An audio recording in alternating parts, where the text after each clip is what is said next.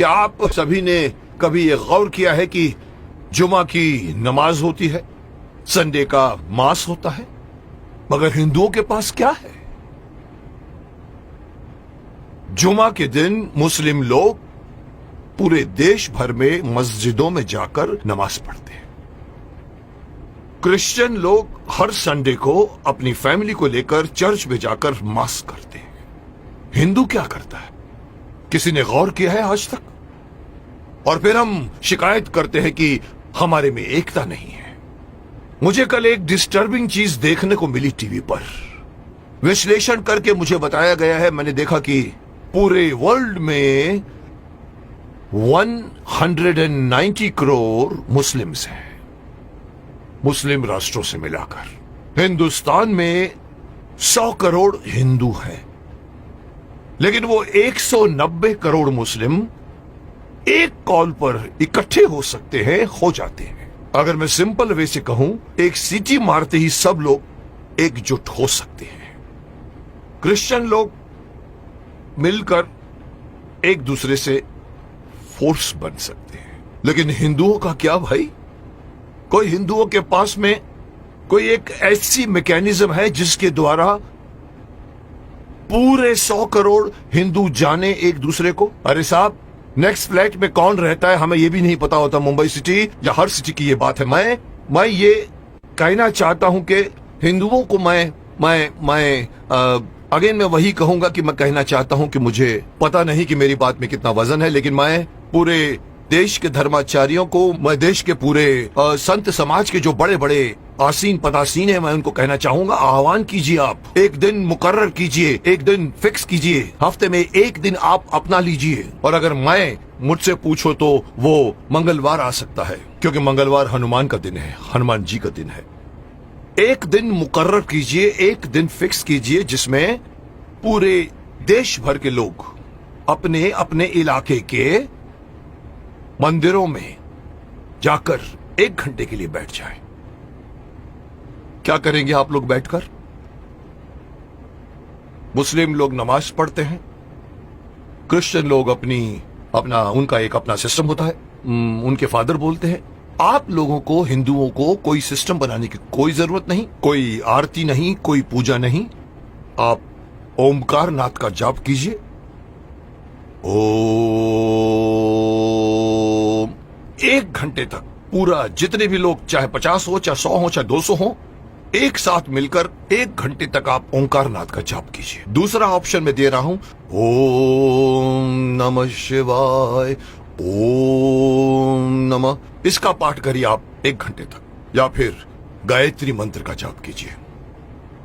अब आप देखिए मैं क्यों इस बात को उठाना चाहता हूं, क्योंकि हमारे हिंदुओं में ये एक बहुत बड़ी मान्यता है कि अपने आप को बहुत सहिष्णु मानते हैं और कहते हैं हिंदू हमारा धर्म, हमारा हिंदू समाज अपने धर्म के प्रति जागरूक नहीं है, अपने धर्म के प्रति पूरी तरह से कमिटेड नहीं है। धर्म कहते हैं हमारा हिंदू धर्म धर्म नहीं है, हमारा धर्म जो है वे ऑफ लाइफ है। मैं हमेशा से मना करता हूं, धर्म था, है और रहेगा। और जब तक आप इसको अपना धर्म नहीं मानोगे, तब तक आपके अंदर कभी भी एकता नहीं आएगी, कभी भी आपके अंदर मोटिवेशन नहीं आएगा, कभी भी आपके अंदर फोर्स नहीं आएगा।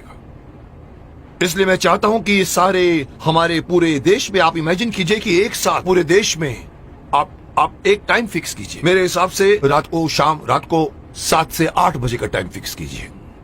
सब लोग अपना अपना काम छोड़कर अपने नजदीक के मंदिर में जाएं, 1 घंटा बैठें और 1 घंटा बैठ के अपनी सभा होगी, जिसका नाम मैं सजेस्ट करना चाहता हूं। हो सकता है नाम इसका मंगल धार्मिक सभा हो सकती है, या मंगल धार्मिक मिलन हो सकता है, या मंगल धार्मिक मिलाप हो सकता है। आप लोग वहां जाइए। हर हिंदू, मैं अगेन बात करना चाहूंगा, इसमें बौद्ध भी आ जाते हैं, सिख भी आ जाते हैं, जैन भी आ जाते हैं, उनको भी आना पड़ेगा, उनको भी साथ में आना पड़ेगा, क्योंकि 100 करोड़ में उनकी गिनती होती है। उन सब लोगों को अगर ये आदत पड़ जाए, हर मंगलवार रात को 7 से लेके 8 बजे मुझे अपने परिवार वालों को लेकर, साथ में बच्चों को लेकर जाइए और मंदिर में जाके बैठ जाइए। एक मेडिटेशन की तरह से आप लोग बैठकर वहां पर एक सभा कीजिए।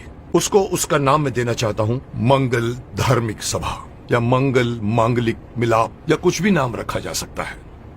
जैसे मुस्लिम कैसे नमाज कहते हैं, क्रिश्चियन उसे मास कहते हैं, आप उसे मंगल मिलाप कह सकते हैं।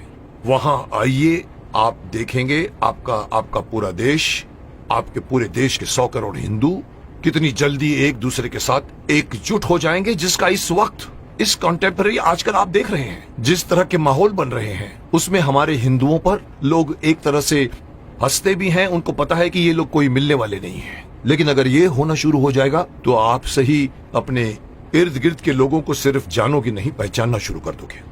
जैसे कि मैंने कहा कि सिटीज में पता भी नहीं होता कि नेक्स्ट फ्लैट में कौन रहता है। इस बहाने आप आइए, बाहर निकल कर आइए, अपनी ड्यूटी मान कर आइए। मैं हर हिंदू को कहना चाहूंगा, और इसके लिए मेरी बात नहीं, मैं बड़े बड़े जो हमारे धार्मिक हमारे जो संत हैं, गुरु हैं, उनको मैं आह्वान करना चाहूंगा कि आइए आगे और अनाउंस कीजिए कि हर मंगलवार को 7 बजे से 8 बजे हर हिंदू को किसी नजदीकी मंदिर में जाकर 1 घंटा बैठकर आपको मेडिटेशन करना पड़ेगा। जो बैठेगा उसको भी फायदा होगा, क्योंकि मेडिटेशन में बहुत ताकत है। और दूसरा फायदा यही है कि आप लोग मिलोगे, एकता करोगे। और इस वक्त हिंदू समाज का एकता में आना बहुत ही अत्यंत आवश्यक है।